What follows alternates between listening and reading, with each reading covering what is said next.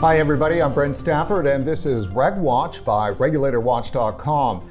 We're here in Warsaw, Poland for the 12th edition of the Global Forum on Nicotine, the annual conference on safer nicotine products and tobacco harm reduction. Joining me today for this episode is Bill Wirtz, Senior Policy Analyst at the Consumer Choice Center and one of Europe's most active voices pushing back against the rising tide of lifestyle regulation. So we've just recently met, and it's fascinating what you do. You work for the Consumer Choice Center. Tell us about that. The Consumer Choice Center is a global consumer advocacy group, and we argue for more consumer choice, evidence-based policy making, and innovation. So what that means in practice is that consumers should have the choice. Responsible consumers can make their own choices, whether it's how they want to get from A to B, how they pay for services, with what they pay for services, what they consume, what they eat, where that food or those services come from. So it's also about trade. And our approach is that responsible consumers need to choose winners and losers on the marketplace, not government. So I've got written down here that you're one of Europe's most active voices pushing back against the rising tide of lifestyle regulation. What is lifestyle regulation? So lifestyle regulation is everything to do with how you have fun often, but I mean it can also be about how you express yourself. But often, you know, we relate this to how people have fun, and that this often has to do with vices. So whether it is smoking, drinking, gambling, just going to parties, and what time is the party supposed to end? So we have a lot of those kind of regulations surrounding that, and the government approaches this from the perspective of we're just protecting you. We're trying to keep it on the down low, that, you know, so that you don't overdo it. But this is very paternalistic, and our approach is always that, you know, most lifestyle regulation actually doesn't make sense. There's a few that might make sense, but most of the time it doesn't. So nicotine is a part of that now, isn't it? Absolutely. We really shifted the conversation on nicotine actually in global sort of policy making, because it used to be all about cigarettes and how cigarettes hurt people. But governments have shifted away from that because they now make it about nicotine because the pervasive argument is that nicotine is the actual problem, which we know it is not. Nicotine doesn't cause cancer. Nicotine is not the problem here. People may get addicted to nicotine, but it's about the delivery system that actually causes health problems. So when the government wanted to crack down on cigarettes, it used its usual tools. You can't smoke on bus stops. We're increasing the price. You can't smoke in bars. All of these rules. And then came along vaping, which was actually a technological innovation that helped people quit smoking very effectively. And the government has, you know, for several reasons, cracked down on vaping as well. One might say there's a, you know, diminishing tax revenue that is associated with it. There's a couple of reasons there that we might be able to get into, but yeah, we really see this demonization of vaping, which is one of the choices that consumers do make. So you are a regular voice on some pretty major network television and cable channels, one of them being Fox News in the US. Tell us about how you ended up on Fox and what are some of the things that they ask you about? Well, we have a wonderful media booker called Stephen Kent who does a very good job on getting us on all types of networks because we are non-partisan. So, and we really just talk about the issues, so we can be on different networks no matter how they are editorialized. And it's quite a surreal experience because, you know, I'd done live TV before, but Fox is on a very different speed. And the first time they had booked me, they told me it was going to be a split screen with two other people, and I was maybe going to get 20 seconds in. Turns out two people dropped out, and I had 4 full minutes on the morning show on Fox and Friends on the weekend. And, you know, like at first they book you and they tell you what they want to talk about, but then that's the first 30 seconds. And the next questions are whatever the host wants to ask you about. So you really have to be prepared for that type of thing. My background's in media, I feel very well prepared, but there's still these instances of like, how am I gonna deal with that? So it's been a very cool experience, and people give a lot of feedback. The people that like the segments and the people that don't like the segments. So my message requests on different social media platforms have been a bit of a hellhole. So this episode of RegWatch, you know, is targeting our U.S. audience, and be very interested to hear what you think of the war on vaping in the U.S. So in the US, I mean, it's a phenomenally complicated regulatory system because the FDA is supposed to approve new products, but then it does so either very slowly or not at all. And I think that's going to be even more difficult now that there have been quite some cuts in sort of the staffing within FDA. So the American system would be perfect in order to get people out of smoking if it was geared towards harm reduction. But it doesn't actually do that. You have significant amounts of people that still smoke cigarettes. And for instance, the last administration tried to address that by banning flavored cigarettes, menthol cigarettes, for instance. Trying to say, well, there's a specific minority group, black people in the US, that smoke a lot of menthol cigarettes, so we're just going to ban it because that is a minority group that we're trying to protect. Well, not only was that not legal, it also wasn't conducive to a healthy debate or a healthy outcome, because there's still an illicit market that will sell those anyway. And, well, if you want something with menthol in it, there's a lot of vapes that have menthol, and even the governments that restrict flavor still allow menthol on the market. So there is already a solution. I think it's a bit beyond me why the US, a country so geared towards innovation, so on the forefront of innovation in so many areas, really misses the mark on that one. When it comes to the US, is it fair to say that much of the misinformation and demonization stems from stuff coming out of the US that you have to deal with in Europe? Yeah, so I mean, Michael Bloomberg is as a philanthropist. I mean, the man has been very successful in different endeavors that he's embarked on, but like, this is not one of the issues that he knows very well. He has made it his mission to demonize vaping, and he doesn't only fund operations and nonprofits within the United States, he does that all around the world. And he's even been successful in countries in Asia to try and make the case for restrictions on vaping. Some of those countries, and Myanmar, for instance, is one of them, where the restrictions on vaping have actually led to the government selling more cigarettes because it's a state-run monopoly. So he's active all around the world. So it's unfortunate because, in a way, a lot of the innovation on the vaping market, the devices, comes from engineers, entrepreneurs in the US that design these devices. So we're getting the export of the good product, but we're unfortunately also getting the export of the bad policy making and the bad advocacy that gets brought to Europe. And often these activists also bring the tactics that are successful from the US to Europe, the dressing up in front of parliament and the photo shoots and all of that, like protect the children, that kind of narrative that was really not as pervasive in Europe. It's like the think of the children type of response was not really a good policy making point, even on other issues in the past. But American funded and driven groups have been very successful at propagating that narrative in Europe, unfortunately. Isn't that interesting? I mean, it's very much rooted in some historical things in the US. Early social movements around progressivism and stuff like that is really where protected children come from. It was used famously for alcohol prohibition. So to hear that it's actually been exported to Europe, that is kind of amazing. It's really unfortunate that we've come to this point, and we now hear European lawmakers sound very much the same than American lawmakers on that issue. If you just look at sort of the conversations on the Health Committee of the European Parliament, if I showed you one of those speeches and I would ask you whether this was a congressperson or somebody in the European Parliament, you wouldn't be able to tell the difference.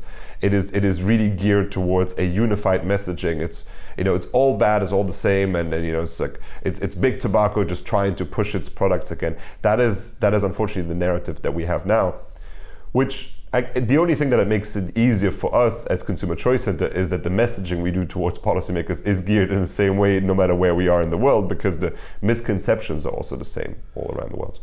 Bill, if you could, there's obviously, you just were touching on it, what's going on? There's Spain, there's France. Like France, what the heck's going on there?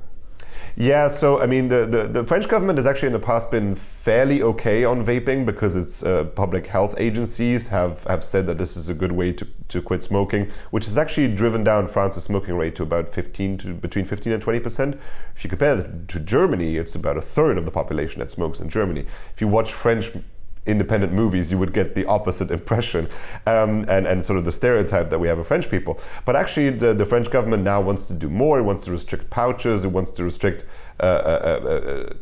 all types of things, and also the flavors. So the flavor ban is really the big one that we have on the docket right now. So the Netherlands, I believe it came into effect about a year ago, banned vape flavors. There's only a few allowed flavors by the government. The argument was flavors attract children to vaping. And so there's all these restrictions now. Of course, people can go abroad and bring it in, but ultimately if you buy it in the Netherlands, you can't get strawberry, pineapple, any of these flavors. And the Netherlands, because it realized that people go and shop abroad or buy from abroad, wants to make this an EU law, and now pushes it with the help of France and other governments to make this an EU regulation. Very often when you have bad policy in the EU and it doesn't work for a country, what they try to do instead is double down by making it an EU-wide regulation. So we have a lot of challenges ahead. Let's talk first about the WHO and nicotine, because it does appear, widely so, that they are at the forefront of the war on nicotine. Is that correct? Yes, and the thing is, they don't have to do much. My background is in media. I realized that when we were covering stories back in the day and they would say World Health Organization, it was a World Health Organization press release, we would take it as fact. Because of the logo, because it appears like a governmental institution, it appears like, well, all the experts have looked at this, they have read every study, so they must know. There's no questioning that we need to do. And the WHO has this power. So even though it doesn't need to be everywhere, just one single press release about youth vaping is up, governments need to do more to restrict it, kickstarts an entire media swarm and then also a political reaction to it. The WHO is at the forefront, but the legwork is then often done by legislators that implement everything from the flavor bans to restrictions on, whether it's the taxes on nicotine, on even I believe in Germany, I think base liquid is so expensive that you can only buy it at pharmacies, and it's incredibly expensive. So people that are mixing their own liquids have to pay a lot for it. So these restrictions come into effect after a WHO recommendation usually, yeah. So the WHO famously has their framework convention on tobacco control. What if they were to do something similar to that, say with alcohol? Well, I mean, they're not far off from that. The WHO also has its safer initiatives, which are all about the use of alcohol. UNODC, the United Nations Office for Drugs and Crime, has all of these recommendations on alcohol restrictions, whether it's alcohol awareness, that it shouldn't be advertised at all, that it shouldn't be in sports stadiums, that it shouldn't be allowed to be seen on TV, any of these things. So there's a lot of those rules. I'm sure that we're eventually going to get to a point where alcohol restrictions are also going to come in. The only thing that is preventing that for now is some countries have a more traditional historical implication with the use of alcohol. So if you go to France and you say to the French winemakers, well, you have to have warning labels on your wine bottles that it can cause cancer, I think that would be a conversation the French president would not want to have with its wine producers. So that's why there's a bit bigger of a jump to do with alcohol than with tobacco and nicotine products, but I think eventually we're going to have that, yeah. Yeah, because it's interesting, just to tie that back to what you said with regard to nicotine and the Save the Children, is because, growing up in North America, one thing that I always remembered was, all those Europeans, their parents would let a 14-year-old drink wine or beer, when their kids had such an enlightened view of alcohol. And boy, if you let them have a little bit to drink when they're younger, they're going to be fine with alcohol. But yet now we're in the Save the Children mode that's imported on the nicotine side. I'm wondering if that's, going to be pushing against on the alcohol too. Yeah, I mean, it's interesting what you say, because I'm originally from Luxembourg. I believe my first drink was at the age of 14. Buying alcohol is legal. I mean, my first drink, that was with my father. He said, try this, give it a taste, see what you think about it. He taught me about the use of alcohol, what's reasonable, what's unreasonable. It's legal to purchase from the age of 16 in Luxembourg. So often kind of like the experimental year is sort of 16 to 17, and that's about it. So by the age of 18, most people already have sort of an adult conversation and view on the use of alcohol. And I think that's good. I feel like in North America, where those restrictions are a bit higher, that education doesn't necessarily happen, and we see that, by the way, in Europe. Like when for instance, American students at age 18 come and visit Europe and they just drink themselves into oblivion, like we look at them with some wonder, as like, well, do they not know that if you down that much vodka that you will end up in the hospital? So like education is a huge part of every conversation about the use of any vices. What is a responsible use? That is an important conversation, including harm reduction. So for instance, I think a very good move of a lot of countries in Europe has been to give tax breaks to lower alcohol alternatives, and also to take out alcohol-free drinks from those taxes. This was a long-standing rule in Canada, by the way, that we advocated for changing at Consumer Choice Centre.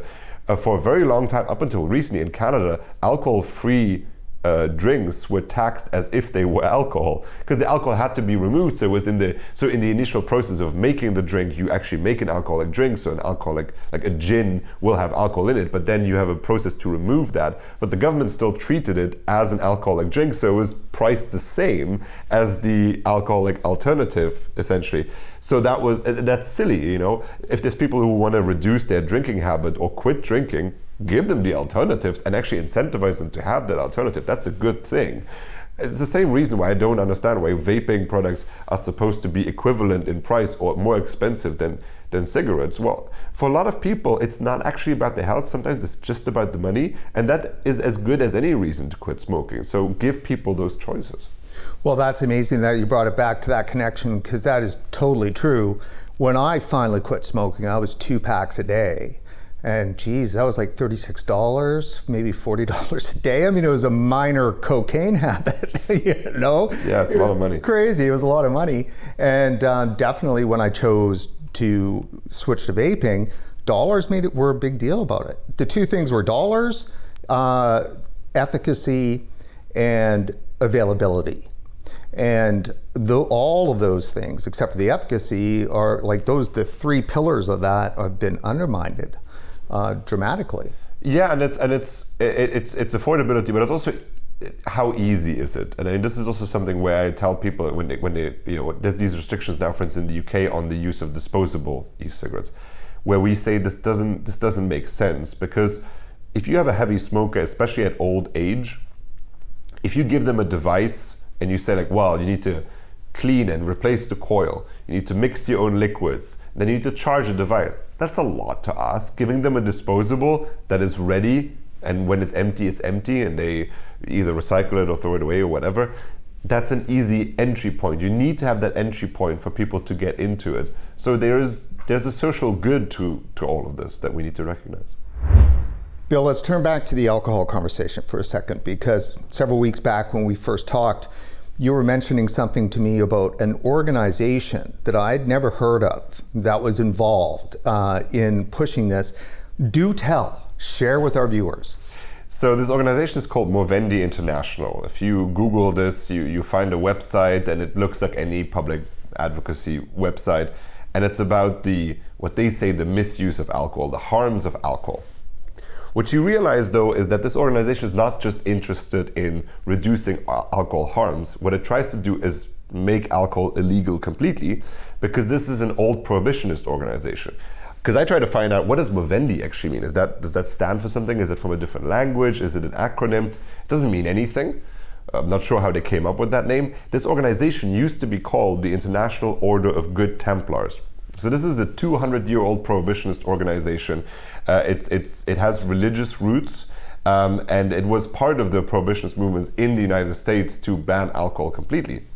This organization operates out of Sweden, but it advocates internationally. It has, for instance, supported researchers in Canada that argued towards Health Canada and published a report that said, yes, the government used to tell you that 2 drinks a day was not going to be a problem for your health. Actually, that's supposed to be 2 drinks a week, and the government should now act on this. So this, for instance, they were behind. They do youth campaigns where they produce T-shirts and for kids about you always say no to alcohol. They make songs, and every person who works there has to sign a pledge that they are never going to touch alcohol in their lives. And the funny thing is because I thought, okay, there must be some type of Michael Bloomberg type philanthropist behind this. Turns out there isn't. They are funded exclusively through a private lottery that operates out of Sweden. So it's gambling money. And this lottery has been sanctioned by the Swedish government for misrepresenting the odds of winning. So they were actually defrauding consumers for many years, and this is how this organization is funded. So there is the type of organizations that we have in the world of anti-vaping policy, we also have an anti-alcohol policy. We have it in a plethora of different organizations. They all use the same arguments, actually. You could also, again, just substitute the word alcohol with vaping. It would be the exact same arguments there. It's big business behind it. It's, the kids are picking it up, and you're just trying to keep people addicted and all that type of thing. It's the same line of argumentation. And they influence the WHO, which then argues towards governments to restrict advertising and to increase taxes and all of that. Yeah, their relationship with the WHO is strong enough that, they're a partner organization. They use the WHO logo and so forth. And that's pretty big for the WHO to let that happen. Absolutely. Movendi is part of the World Health Assembly, so they get to speak. I mean, there's a select group of nonprofits that can be part of those assemblies where they get to speak to international lawmakers and diplomats about the policies that need to be implemented. And then here's the thing, that's also, again, from my media background, if I heard the WHO, and if it's saying, we need these restrictions, and I read into the press release and said, we talked to many experts, and the experts told us that these restrictions were a good idea. As a reporter, I would have the impression that expert has done research in this field. But this is just a prohibitionist organization. If I came to you and I said, I talked to the experts, and the experts told me we need to have significant restrictions on the availability of pornography, and you asked me, who are the experts? The Catholic Church. You wouldn't take me seriously. I mean, these are people with an agenda, and that's fine. They can have an agenda, but they shouldn't be influencing people on this level. The WHO is supposed to be a neutral arbiter of the science, not an organization driven to change policy for the sake of changing policy for ideological gains. There's a glassy-eyed cult look to their face when you see the pictures on the website. Some of it that's the same when I see Campaign for Tobacco-Free Kids advertising and Truth Initiative, and you see the way they place the children and dress them up in t-shirts and so forth. Yeah, it's a lot of the same MO that is being used here, and these people are really possessed by the idea of making us live healthier lives. There's people with strong religious views, and I don't want to demean that whatsoever, but these people come from a religious background in the sense of you've been given this life by God, and you shouldn't pollute the body that has been given to you by God in this way. I find that a very rigid view because ultimately it's not really anyone's business sort of what you do with your own with your own health. And here's actually something that gets you away from smoking. It's if these organizations had a better alternative, and they said we have the much better alternative that gets actually more people out of smoking, I would be like, okay, let's compare the data. But these are actually just people that want none of it to be available. They want complete prohibition, whether it's on alcohol, whether it's on nicotine. And I think that is really harmful for the debate, because things don't go away just because you ban. Bill, you did a podcast called Fun Police. Tell us about that. So Fun Police is now a 3-season podcast series. We initially thought we were going to just do one, but it's 3 seasons now.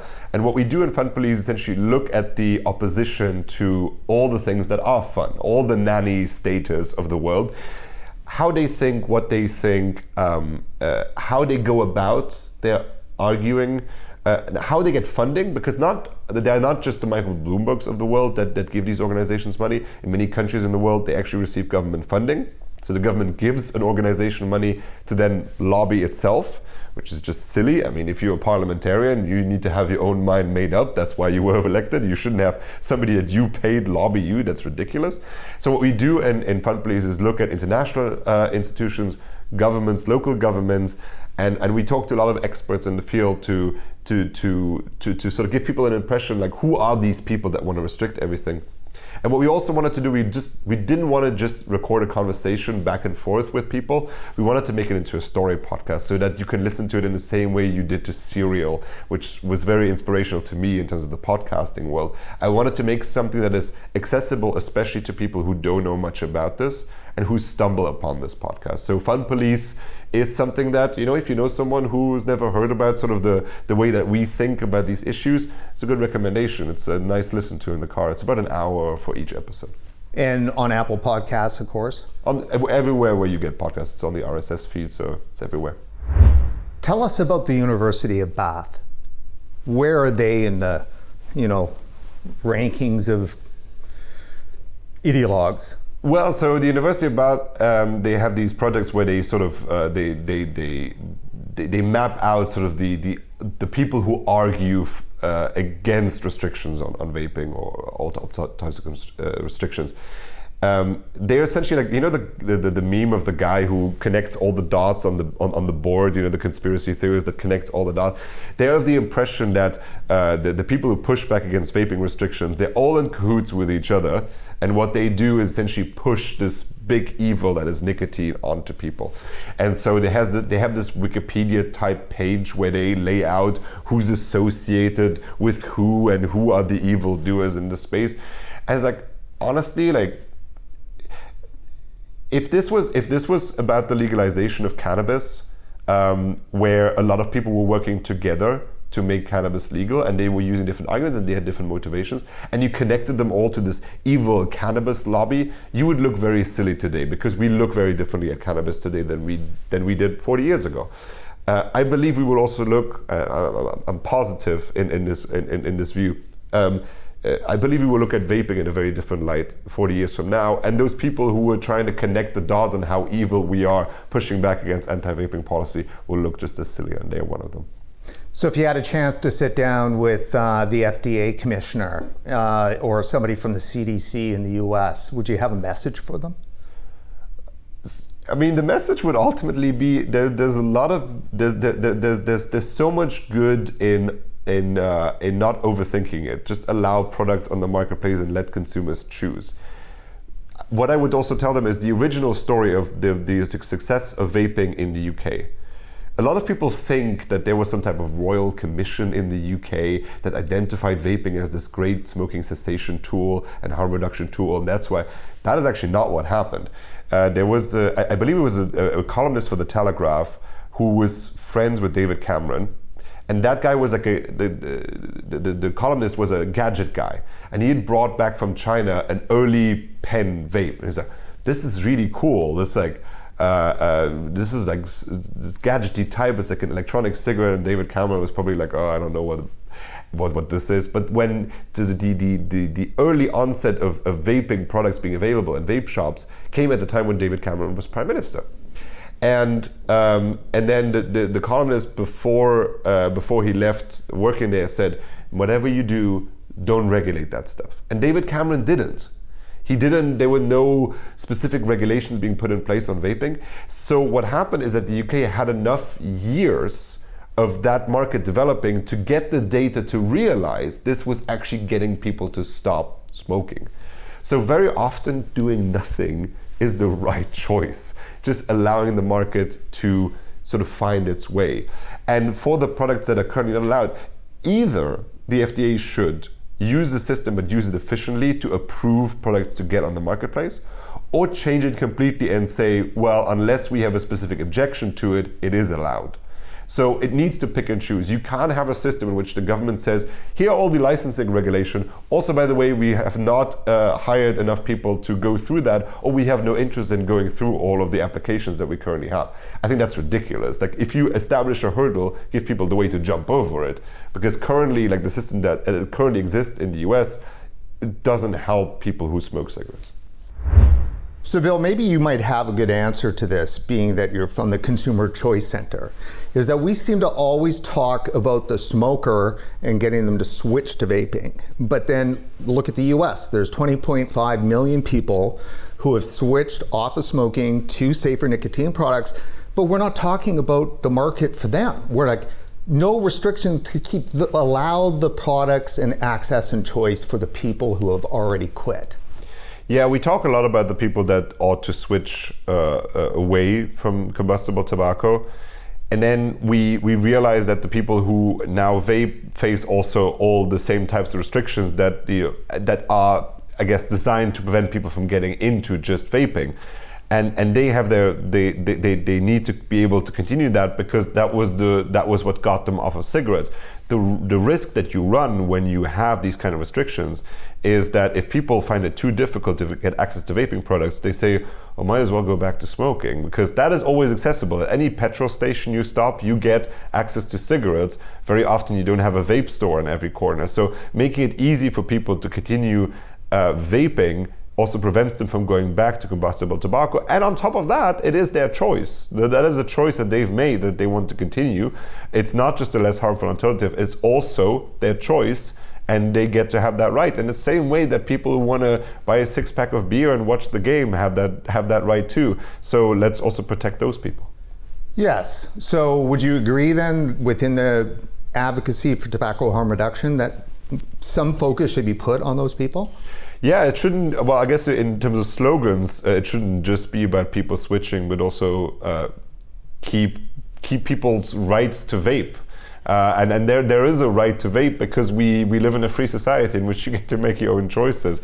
So yeah, the advocacy should not just be about switching, it should be about keeping people's right to vape if they so choose in that. And maybe they will switch away from vaping to something else, but that is ultimately, they get to make that choice. And but locking people in their rights to vape is incredibly important, because if changes happen, they might switch back. It's interesting, a lot of people are adverse to the liberty and rights kind of argument for that, because it has connotations that are outside of that issue, but it really is that. We don't even have a slogan for it. Well, I guess if the slogan was keep people vaping, I guess all the anti-vaping advocates would say, see, that it is an addiction after all, and you're just trying to push a product on people. It's like, no, I mean, like, I think people have the right to drive as well and have their car, and individual mobility is important. That doesn't mean I'm an advocate for cars per se. I'm an advocate for the right to have car. If you choose to have a car, you should be able to use it. That is different to pushing the product onto someone. I'm not going to go around and lobby someone to start vaping if they're not already. It's not a lifestyle that is like so amazing that you need to see the light and vape. No, I mean, often I pitch it to people who smoke, and yeah, like I understand where this comes from, because we see the public health consequences of smoking, so we care about that first. It's like the awful consequences of smoking, so we think this is the priority. But at the same time, reeling people in as active voters as well, people who do vape, and there's millions of people who do vape, making this an important priority in their life is like, well, this is a matter of principle for me, that I get to make this choice. And any politician that restricts my right to vape, I'm not gonna donate to. I'm not gonna vote for whether it's local councillor or state representative or a congressperson or whatever. It's like, make this an important issue, and allow people to keep doing what they've been already doing so successfully. I guess in the end, that's I vape, I vote versus save the children. Which one? Yeah, absolutely. And it's like it's the politics of fear versus the politics of hope and opportunity. It's like, I live better lives, tell the good stories. Like, and often the people who switch, they become advocates for it because of the improvements in their lives. I can walk up the stairs again without being out of breath. It's like, and I want to keep doing that because that is a part of my life, and this is how I choose to live. And what business is it of yours to tell me what to do?